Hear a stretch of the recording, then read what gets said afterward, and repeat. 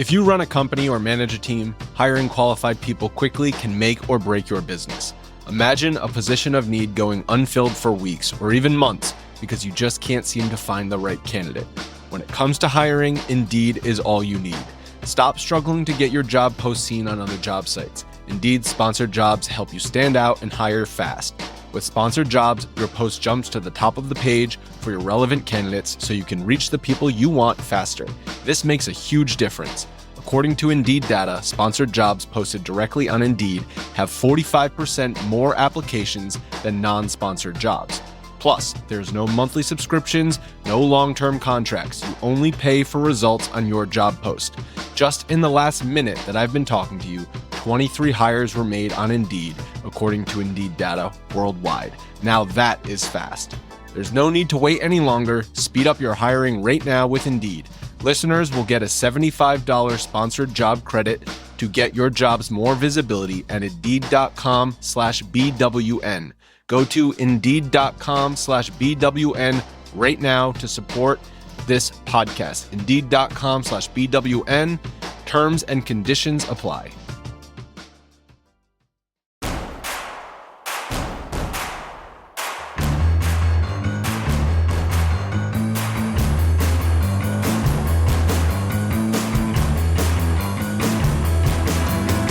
From your favorite source for Chicago White Sox talk, delivering news, interviews, analysis, and more. This is the Sox Machine podcast with your hosts, Jim Margalus, James Fegan, and Josh Nelson.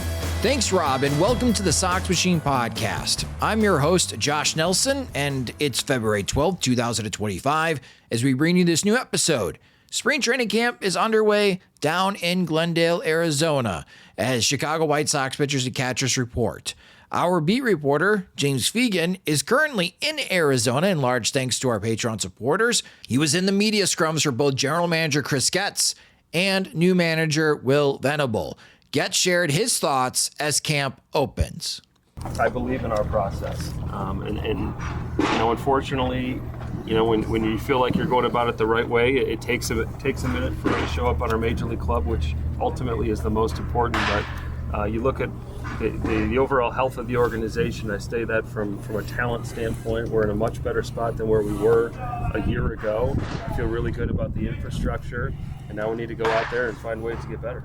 While Getz sounds optimistic, he didn't exactly have good news to share with the beat reporters. Pitching prospect Kai Bush, which Jim Margalus and I just recently speculated, is someone that could get starts in 2025 with the White Sox, will actually miss all of 2025 due to Tommy John surgery. That really hurts the White Sox internal pitching depth and another lost starter to get innings down in Charlotte. Then there is the curious case of Brian Ramos's elbow. Getz reported that Ramos is dealing with soreness in that elbow, which doesn't impact his ability to swing the bat, but does impact his ability to throw. We'll see if Ramos needs any time off during the spring, but that doesn't bode well for his chances of making the opening day roster. Will Venable is excited for his first spring training as manager, even though he's trying to learn the ropes in real time. We survived day one, I think coming in, certainly there's things as far as scheduling and making sure that the flow of our day is giving our guys a chance to get everything that they need, and thought we accomplished that today, and we know that there's some adjustments that we'll make, but really happy with how the day went. One of Venable's first tasks is to help the players returning from the 2024 White Sox learning how to forget that season even happened and try to move on. That was not something I was a part of, and I think that these guys also have turned the page, and they're whatever they're thinking about of last year, they're using it as motivation. And I haven't had a lot of conversations with these guys about last year. They're really excited about now and what they can do today to get better. So really the focus is on today. The White Sox did make another roster move by signing veteran outfielder Michael A. Taylor to a guaranteed one-year contract. So any hopes of Dominic Fletcher or Oscar Colas making the opening day roster are pretty shot. Venable shared his early thoughts on how he's looking ahead to utilizing Michael A. Taylor during the regular season. Yeah, excited about Michael. The defensive versatility, we really like the defender. We know he can hit lefties. He gives us an opportunity to match some guys up, and late in games give us some real good defense to end games. Talk about ending games and finishing games, and have those two guys out there. Talk about Austin Slater and Talkman as well. We feel really good about our defense out there late games. Sox Machine, along with their friends from the 108, will once again be hosting Opening Day Eve on Wednesday night, March 26th at the Remova Theater. Located in Bridgeport, the Remova Theater is where we will host our live podcast previewing Opening Day, making our bold predictions for the 2025 season, and the typical silliness that comes with plenty of hashtag 108ing. Doors open at 6 p.m. The show will start at 7:30. Remova will feature new beers from their tap room, and you have to try the terrific food from the Remova Grill. Tickets are $20 plus fees in advance, and it will be $25 day of the event. To purchase tickets for Opening Day Eve, visit this website, removachicago.com/shows, and click on the Opening Day Eve link for March 26th, or you can also click on the purchase link for this podcast post. At Sierra, discover great deals on top brand workout gear, like high-quality bikes, which might lead to another discovery. Getting back on the saddle isn't always comfortable. Good news is Sierra has massage guns. And chafe wipes, too. Discover top brands at unexpectedly low prices. Sierra, let's get moving. This episode is brought to you by Allstate. Some people just know they could save hundreds on car insurance by checking Allstate first. Like to check the date of the big game first before you accidentally buy tickets on your 20th wedding anniversary and have to spend the next 20 years of your marriage making up for it. Yeah, checking first is smart. So check Allstate first for a quote that could save you hundreds. You're in good hands with Allstate. Savings vary. Terms apply. Allstate Fire and Casualty Insurance Company and Affiliates. Northbrook, Illinois. Continue to read James's reports from Camelback Ranch on SoxMachine.com. But taking over the podcast is Jim Margalus as he sits down with Keith Law of The Athletic in their annual chat about the White Sox farm system. Keith Law, thanks for rejoining us on the Sox Machine podcast for our annual chat. It was great to see you at the winter meetings. When in Dallas, when I went there, you were on my list of people, if I saw, I had to introduce myself to, just because we've talked for years and actually haven't met each other. So it was great to see you for about 20 seconds, butt into a conversation, say my piece and leave. Hopefully I did that as gracefully as possible. Yes, you did. You did. I was actually, as we were joining, I'm like, wait, where did I just see Jim? Oh, that's right. That's right. Yeah. So you did a good job. You did not overstay your welcome.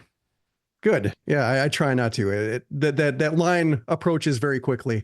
When it comes to all your work on The Athletic, you had your farm system rankings, then you had your top 20 plus prospects in some cases for all 30 major league teams. And I guess we'll start with the rankings. You had the White Sox number 12. And it's a little bit low when you look at top 100 prospects only, because their count in that regard is pretty good. But because the White Sox really haven't earned the benefit of the doubt when it comes to greater player development, I can see the argument for making them prove it a little bit. So when it comes to the system, as opposed to like the tier 1 and tier 2 teams, what's missing? Well, if you get to, I just pulled up my top 20 for them. And if you look after, they had 6 guys on the 100.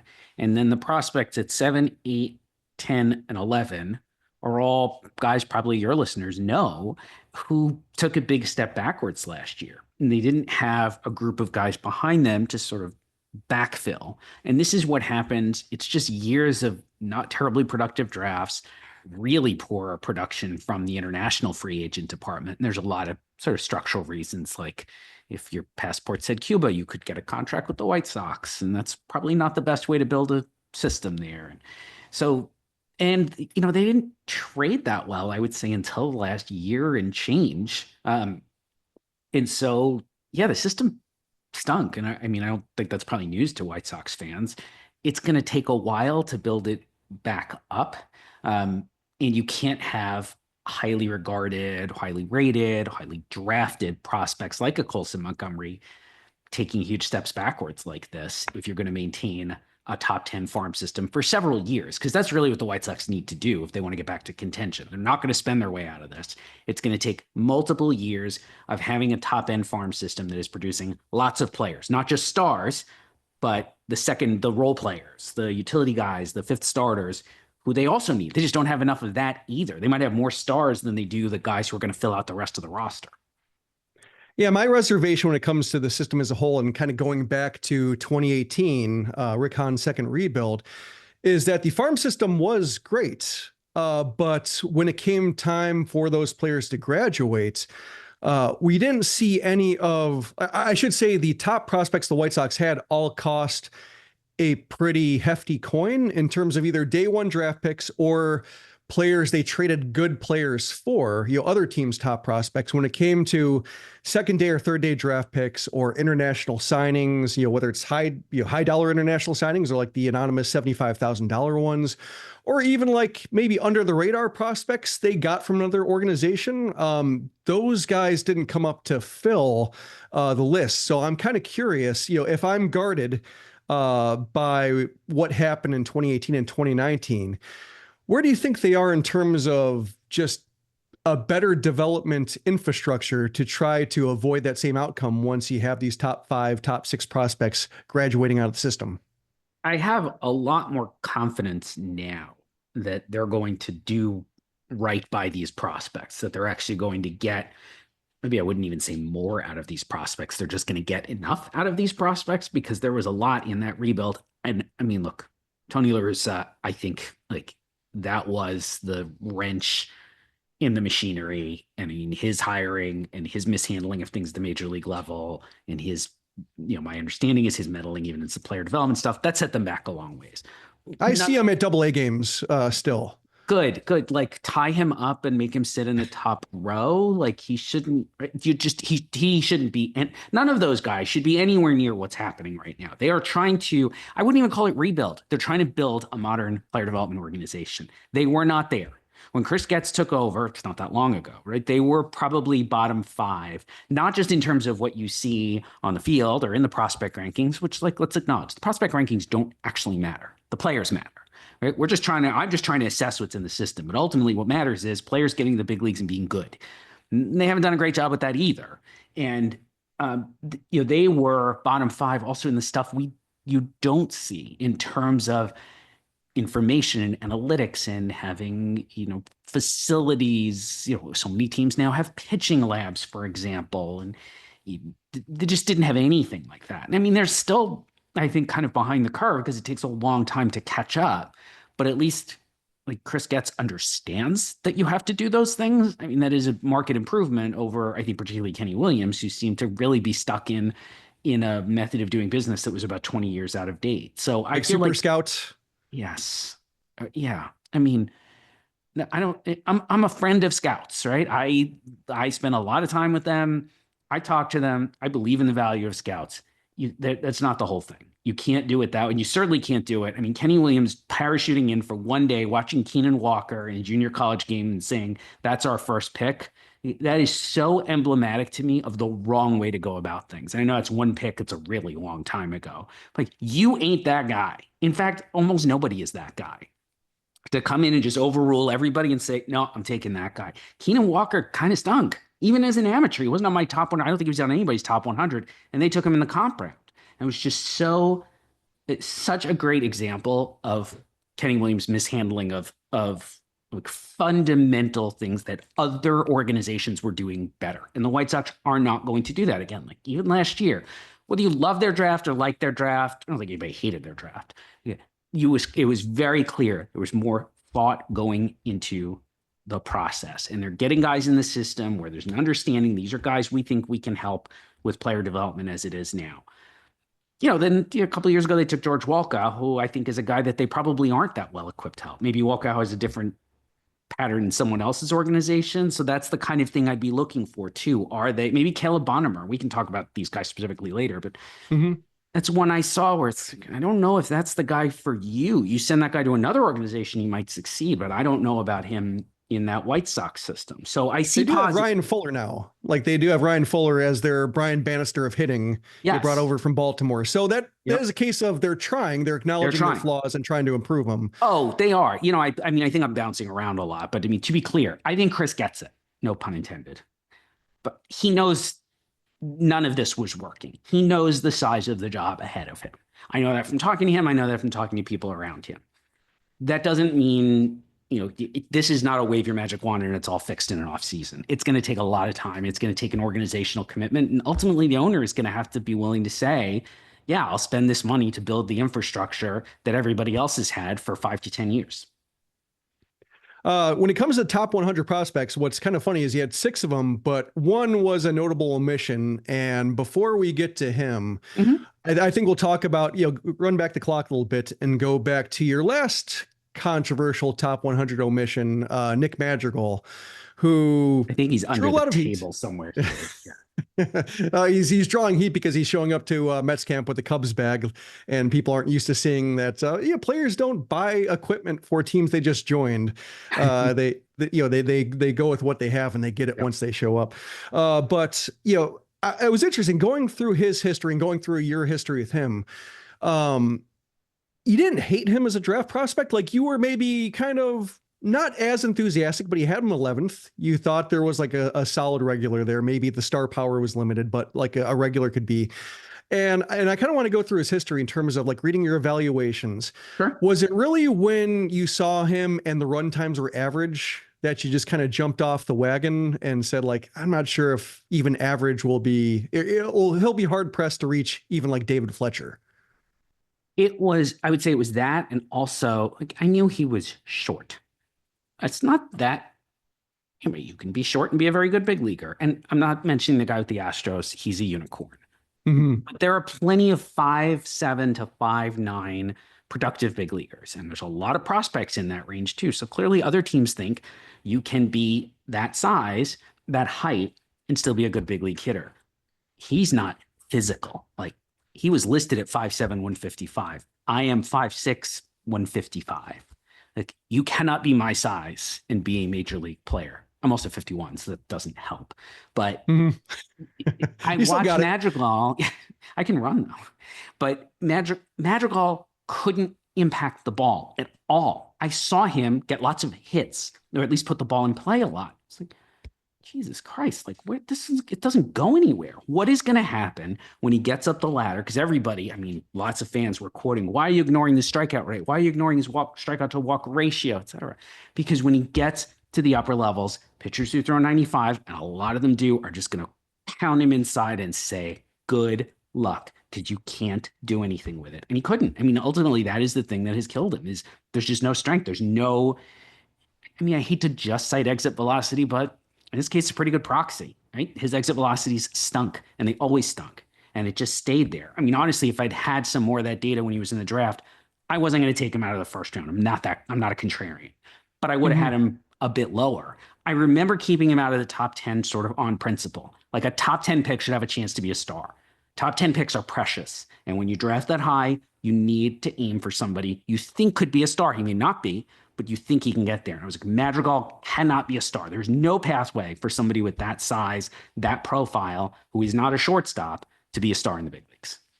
Yeah, when I was going through the, not only your account, but also I saw in Fangraphs, I think was in the instructional league after his draft year, they said he looks kind of lethargic, and maybe that's just a hangover. But then you wrote about average run times, and then sure enough, when he got to the majors, like his legs were not getting him to places as fast as he thought he could. Like a lot of bad base running decisions, a lot of rushing in the field because his actions are rushed. And so like it struck me as a case of, he had very little to lose. And once he lost one of his other tools, even like, maybe a grade or half grade, all of a sudden everything became a lot harder. I bring him up partially because of Montgomery, which we'll get to, but also because like the White Sox have a couple of Madrigal guys like in their system, or Madrigal like guys in their system, Chase Mydroth, and also like they drafted Riku Nishida 11th overall, like, and he's a fun minor league player, same kind of skill set. And it's, it's a lot more fun to consider them when like Mydroth's the third player in a trade package and Nishida's a third day draft pick, and like whatever they can give is great versus a third or fourth overall. Right. And to me, I mean, I might argue Madroth, and I like Madroth. He's on the top 20. I mean, he might be fourth in the trade. He's clearly not first or second. And he's going to play in the big leagues. I mean, he has a couple of tools that are good enough to get him some good run in the big leagues. It might be as a utility infielder, but that's absolutely fine. Like you said, a lot of this comes down to expectations. If they took Madrigal 24th in that draft and not 4th, the whole narrative of his career with the White Sox is probably entirely different. He doesn't go from, he's going to be our next leadoff hitter to he's a huge disappointment. I mean, I think White Sox fans I sort of watched because first they turned on me and then they turned on him, right? And so it eventually was like, hey, this guy's not very good. And you mentioned the base running too, which to me was fascinating because there's obviously some bias in this, multiple types of bias, but he was supposed to be a high IQ type of player. And when the game sped up and he couldn't keep up, suddenly it looked like he was kind of a low IQ type of player. I don't think that's what actually happened. I just think what he knew how to do in his mind, right? The mind was there, but the body wasn't willing. And it just couldn't keep up with him anymore because the game is like they are just different looking people playing in the big leagues at this point. And the game is faster. The players are stronger. Everyone's throwing harder. It's hard if you don't have just that sort of baseline level of physicality to keep up. And I think that's what caught up with him. I still would bet you Madrigal has really good instincts. He just doesn't have the physical capability to put them into action, like on the bases or in the field.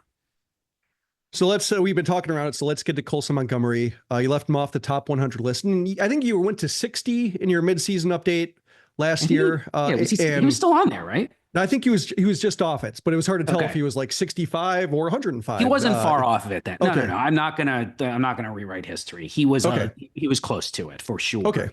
And it was really then having further discussions because for the top 100 in the offseason, I just have way more conversations. Talk to more people, longer conversations, lots of circling back, multiple opinions on certain players, and Colson was one of them. I knew that was going to be a big one because I haven't seen him good since A-ball.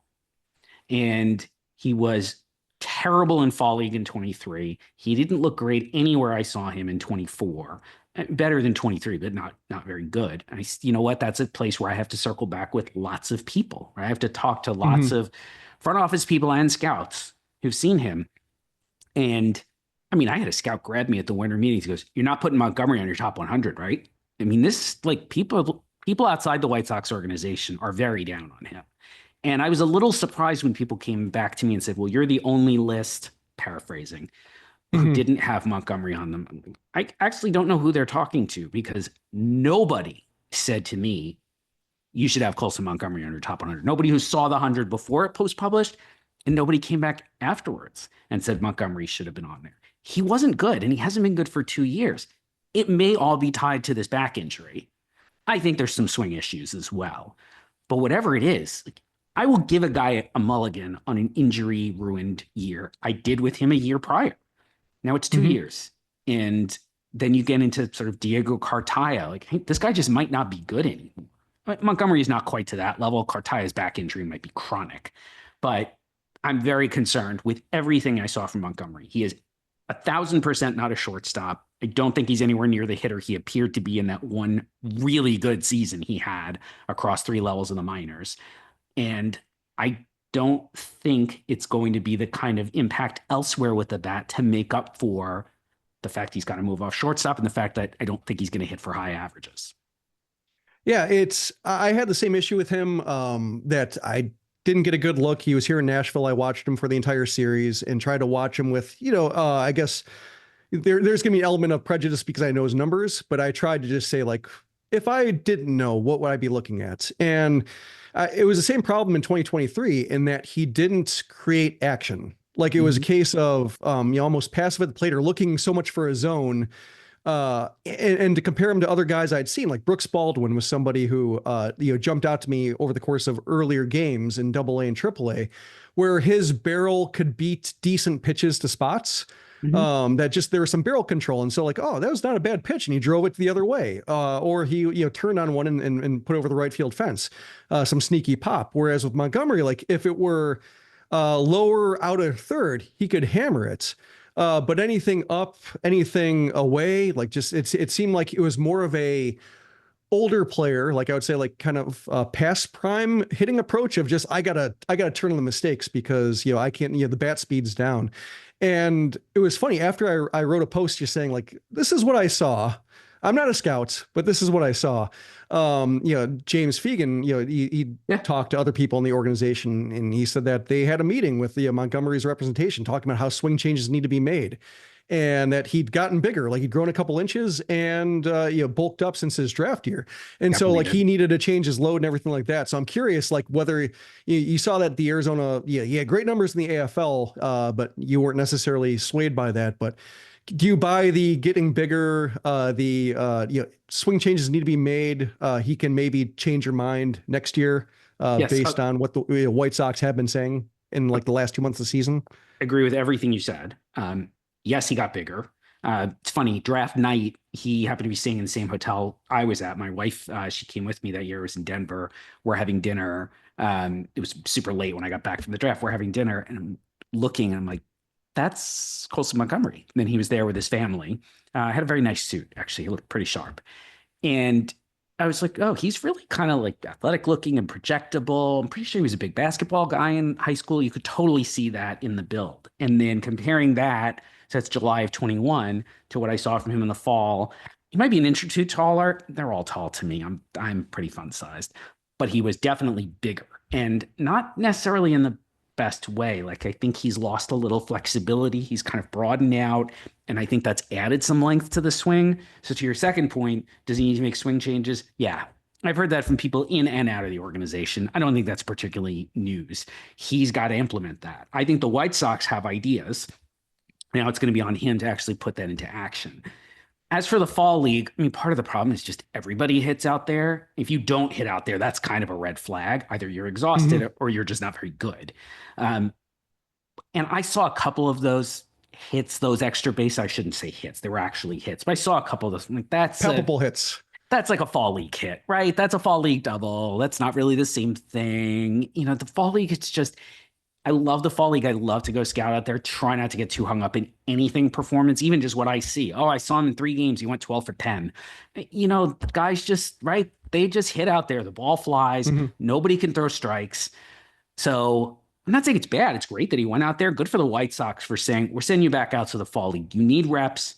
You need playing time. I'm sure they were trying to work with him on the swing. They're not stupid. I'm sure they were trying to get him to do stuff. I don't think he did. A couple of people said, well, he made adjustments. I don't think so. Look like the same swing to me. We'll see in spring training. That is a much better time also. Some guys make swing changes midstream. I think it's really hard to do. It is much easier to do that when you've got an extended period off. And for him to go home for an off season and then come in and get 6 weeks or so in Major League spring training with the Major League staff in the Major League facilities, that is where I really want to see. Like, if I could, I'm not going to fly to see him wherever he is April 1st, but that would be a perfect time to check in and say, what does it look like now? Particularly, where are his hands? So let's get into like some, happier, more, consensus views of White Sox prospects. And that's Noah Schultz, top prospect, I think, across the board. He was our top prospect as well. He's actually 6'10" now. Speaking of guys who have grown, he grew an inch. John Eli, Barron's AA pitching coach, corrected me last year when I mentioned he was 6'9". He's like, actually 6'10", and the White Sox issued that in the offseason. So he's up there, and there's always the tall pitcher caveat. But to me, I watched him like 4 times last year, like 4 different cities, and he moves well for a guy who's 6'10" now. Like, he feels his position really well. I thought, I could just drop bunts on him and watch him try to like untangle himself off the mound and field it. And he springs out the mound. He goes back, he goes forward. He added a 4-seam fastball, started throwing it for strikes high in the zone, started getting whiffs on fastball. So it seems like he's really got a lot of athleticism in that frame. Does that do anything to alleviate those, freakishly tall pitcher concerns? Some of them, absolutely, because I feel like a lot of those guys, it's coordination. I used to work with Ben McDonald on doing some TV stuff for ESPNU. This is a long time ago. But he said it wasn't until he was 23 or 24 by the time he really felt like he had good coordination, the real ability to repeat a delivery, because he's just like, I'm just kind of tall and gangly, and of course players then, they weren't as muscular, right? But they just didn't have strength and conditioning then like we have now.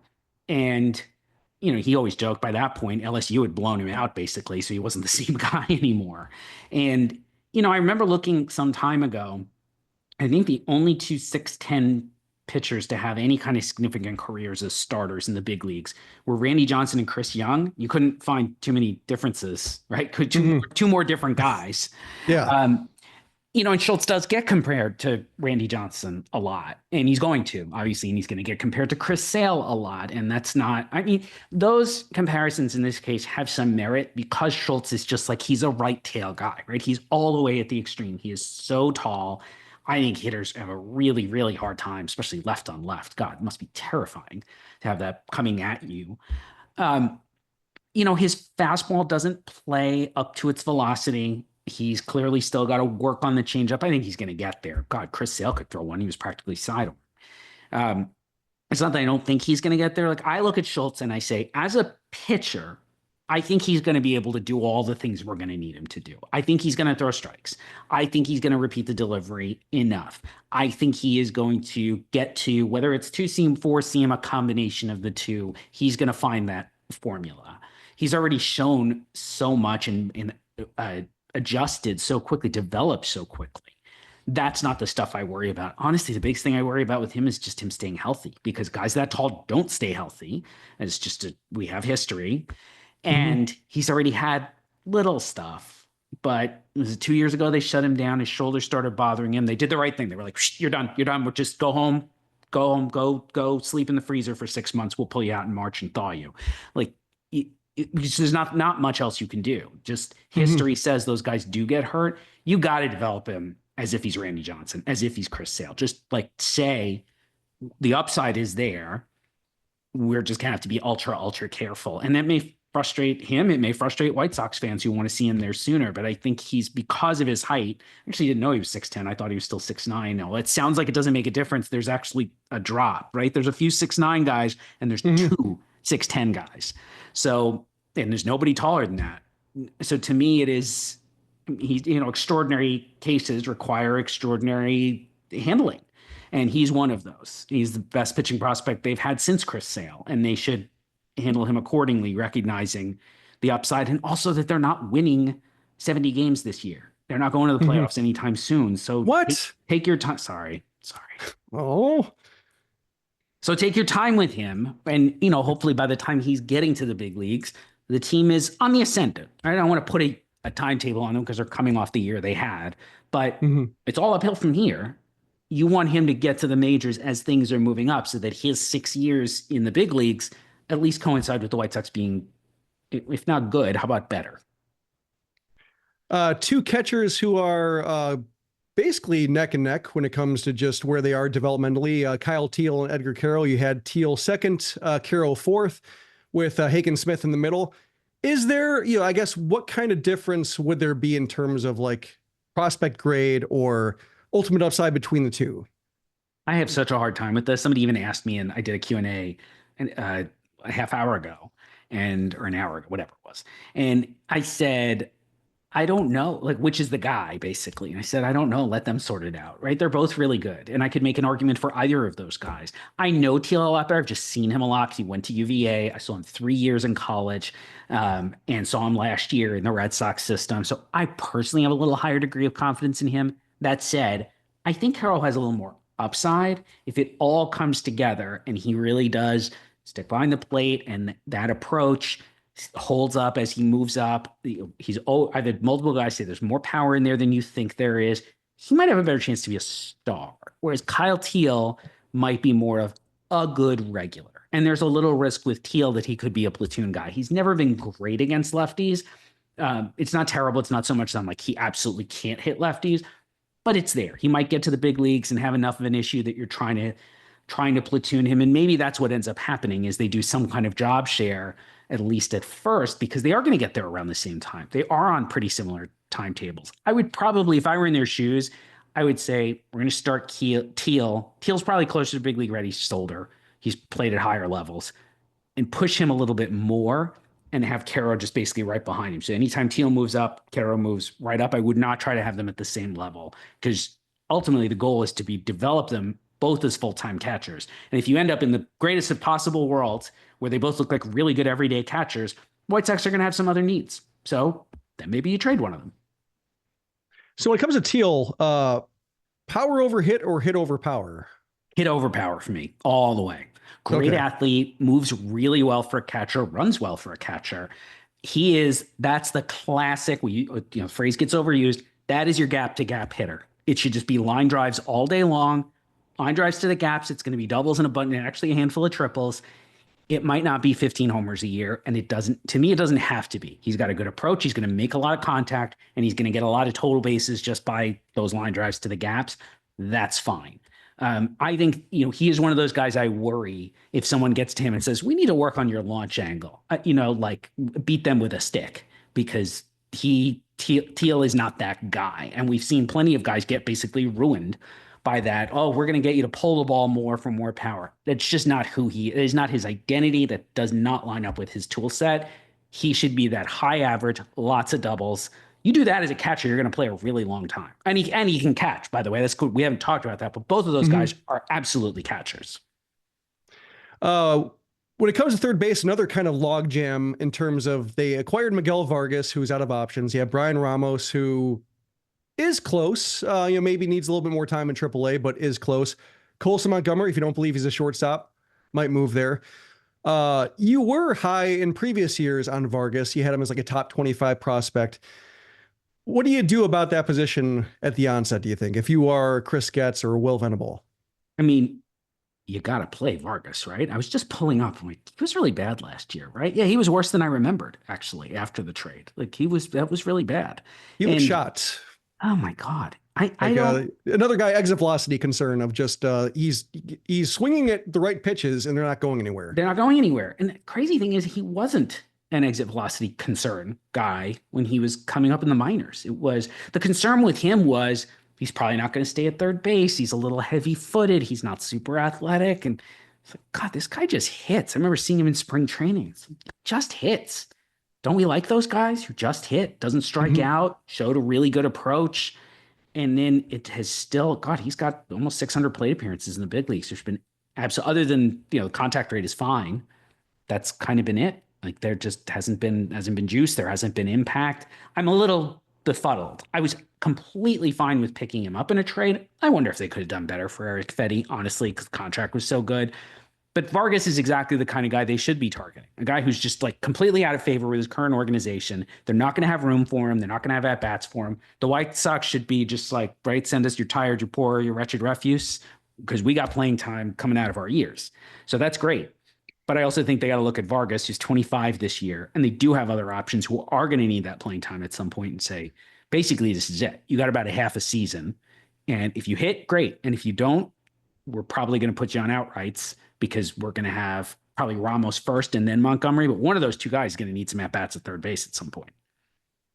When you're putting your White Sox prospect list together, since you are somebody who covers the whole league and maybe doesn't, zero in on a system until the offseason, anybody who, I guess the Shaq meme would apply where, I owe you an apology. I wasn't really familiar with the game until you started doing the legwork that just, you might not have thought of them as a top 20 and then all of a sudden they're comfortably within it. I knew who Tanner McDougal was, but of course I looked at the stats and was like, it's just not working out, right? I just, how much time am I going to spend on a guy who had a near 70 ERA in high A? Like, I remember he was really good before he blew out. It was his first year. You had him back. like top 7 or 6 last year. He had a really good arm. Yeah. And then I was like, I guess he sucks now. But then I talked to some scouts who were like, hey, that stuff is still really good. Do not give up on this guy. Somewhere there is a role for him. Maybe he needs to go to the bullpen. Hey, maybe he just needs another year to work on, like a lot of guys, it takes longer to redevelop command after Tommy John surgery. So it was essentially a do not give up on this guy. And it would be very easy to give up on him, given the year that he had and the fact that he's been in the system. It seems like he's been in the system for a decade now. And I think it's actually only 4 years. It was 2019 Tommy John surgery plus the pandemic. Does not help.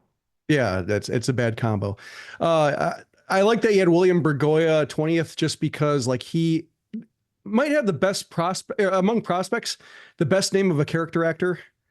Somebody you've totally. seen in, yeah, it's like he's that guy. Yeah. Yeah, like a kind of like a Vincent D'Onofrio. Like, where did I know that? Oh, that's William Bergoya. Oh yeah. Yeah. Well, and he was then- in 12 Angry Men. Absolutely. I totally know that. Yeah. Yeah. Oh, great. Yeah. If he had a better face, he'd be a bigger star, but he does what he can with what he's got. Yeah. He makes the most of it. So yeah, I was happy to see him there just because I do want to see him, matriculate up just so I can make those jokes because it is the ultimate character actor name. Absolutely. Now we're gonna go to our Patreon mailbag for a few questions that we didn't quite cover in the first segment here. First question is with the draft, and the White Sox actually dodged a bullet, it turns out, because they couldn't pick higher than 10th. The way the draft pool shook out was that if they were eligible for the top pick, they would have picked 6th. So after losing 121 games, setting the record for most losses in a modern major league season, their consolation prize would have been drafting 6th overall, and then they would have been ineligible for a top 10 pick after that. So it's a case of they're picking 10th, but could have been worse or could have been the same, and then you just kick the can down the road. So when it comes to the draft class, and obviously the answer is always best player available, but if there were multiple positions around in terms of like where the White Sox are short now, will the draft be a way to help them out in that regard? I kind of feel like they're a little short everywhere except catcher, right? Obviously they've got a little bit of a surplus of catchers, and given that they're just short overall on talent, there's not depth. I certainly would say take the best player available. I would bet you it's a college position player this year. This draft, this first round, but I think this draft as a whole is pretty college heavy. It's at least shaping up that way now. And I am crafting my early travel schedule around seeing more college players because they're, at least for right now, they're the ones that are getting talked up to me by scouts as these are guys who could go in the first round, at least. My guess is that's probably where they'll settle in. It's not loaded with stars. Like if this is a year, back to your point also, if this is a year where I said, well, you could have picked 6th, but you picked 10th. This is a year where it's fine. It's not the end of the world. You are going to get a slightly worse player than you would have gotten at 6th, but it's not like this is a year like a couple of years ago where there were 6 guys who could have gone first overall, or was it 5 guys? The Clark, Jenkins, Cruz, Skeens, Langford here. Where all 5 of those guys have so far either turned into good big leaguers or good prospects.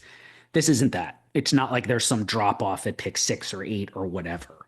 And we're, those of us who, I've talked to teams drafting in the top couple, and they're sort of all saying, we don't know. We don't know who's won. There is not a one. There's not a clear guy up there.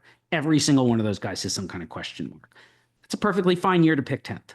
And I think I'm sure they'll scout everybody, but if you said to them right now, what do you think you're taking? My guess is they'd probably say college player, more likely position player than pitcher, just based on what's out there.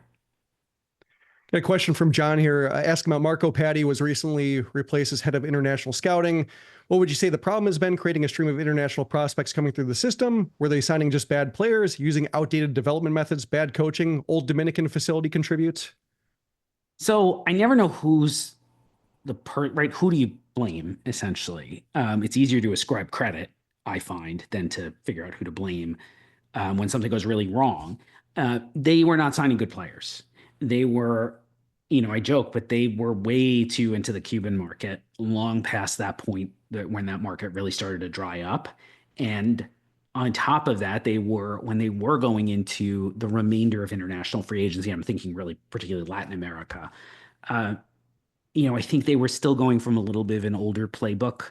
Obviously Micker Adolfo was a long time ago, but that type of really tooled up athletes, you need guys who can play. This game is really hard, and it's harder now than it was 10 years ago.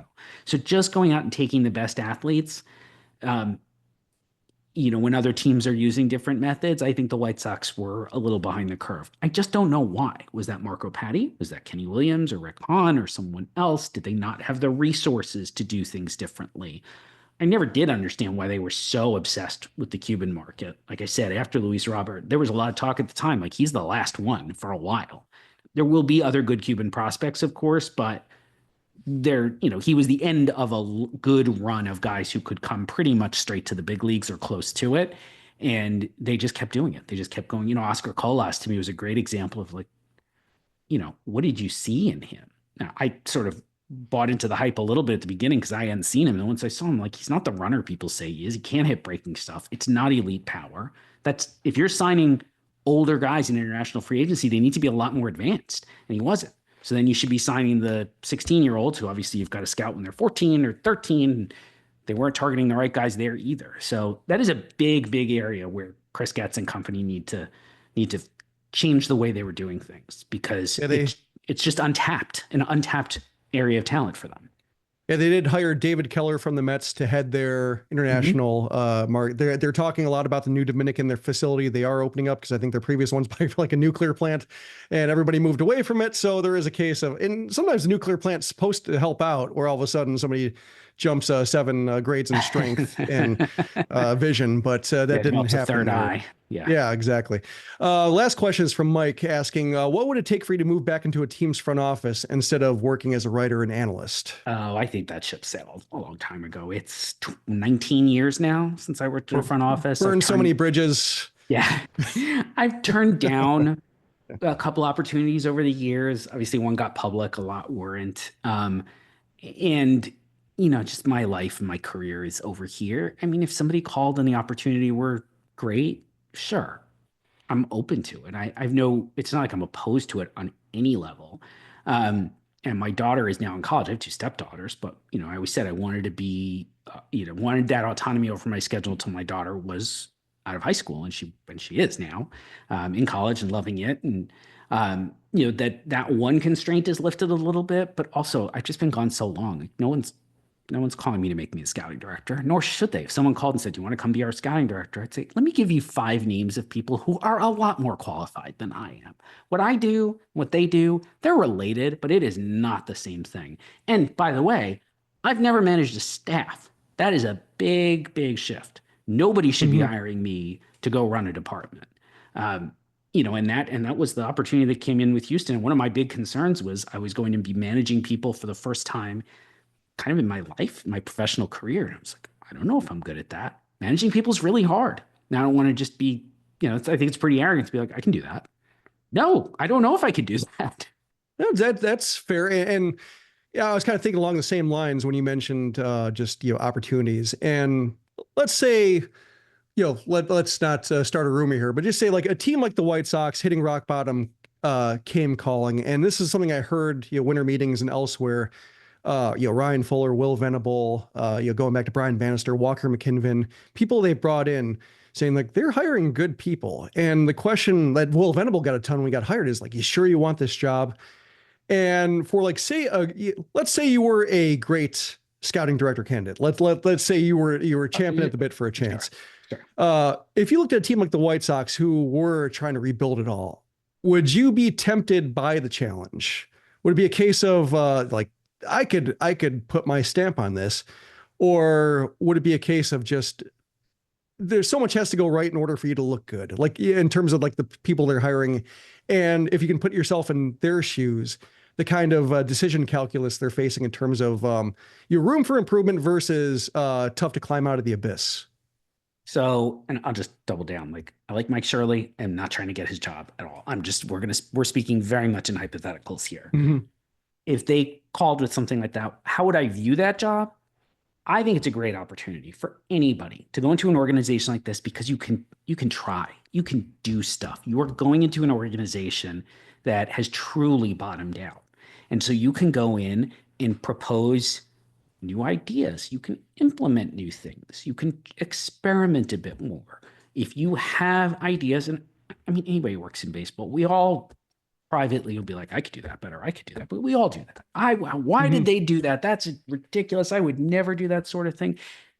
If you're somebody like that, to go to a place like the White Sox, where, look, they got to be shopping for new ideas, because all the ideas they had didn't work. They ended up with a 120 loss team. So they've got to be open to doing things a little bit differently, or a lot bit differently. So to me, that is like a sandbox where you say, we're going to go in and we're going to try some stuff. It's not all going to work, but we're going to try a lot of different ideas. And that should be what they're doing anyway. That should apply pretty much across the organization. Somebody asking Will Venable, do you really want this job? Will Venable wanted a major league managing opportunity. There aren't that many of those. And this is a situation where they're probably naturally going to win 10 more games next year anyway. Manager of the year.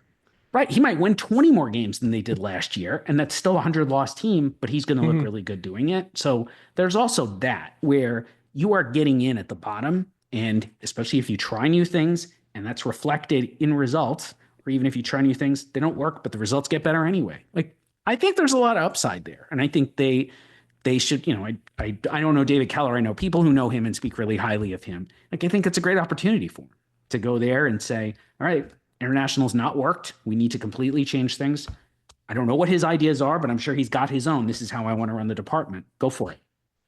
So yeah, basically good candidates aren't crazy then for choosing the White Sox. No, I actually, like, there's other places where I would, you know, potentially want to work maybe less because of, you know, because the people you're around are crazy. I mean, like when the Wilpons still had the Mets, right? That was not a place you necessarily wanted to work. When Angelos's kids were running around, because before they sold the team, you know, the Orioles were a pretty bad place to work. Now, I don't know what Reinsdorf is like to work for. I know it takes a lot for him to fire anybody, certainly. But also, like, he's had a history of, you know, maybe being too involved in some things that were going on the baseball side. I don't know if that's still going to be true or not. Those are all kinds of questions I would want to ask. Like, would I work for the Angels? No, absolutely not.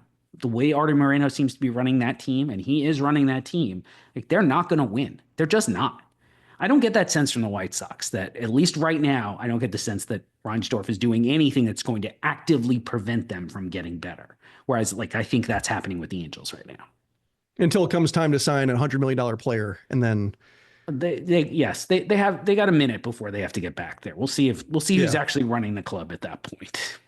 Okay, so now, as we always do, when it comes to your annual chats with us, try to pick your brain for a book review. I mentioned last year that I was reading The Power Broker, which you hadn't read because you kind of lived it growing up on Long Island. Yep. And I got through it, and you know, part of the reason it was hard to get through is because, like, when you're reading about such an unrelenting a-hole for, you know, 1,300 pages, you kind of want to break. And so I understood, like, why you might not want to throw yourself into it if you've had to live with some of the design choices he's made, you know, commuting and so forth. But I'm happy I got through it. And yeah, it took me like 13 months to read that book just because of a sleep regression with my kid.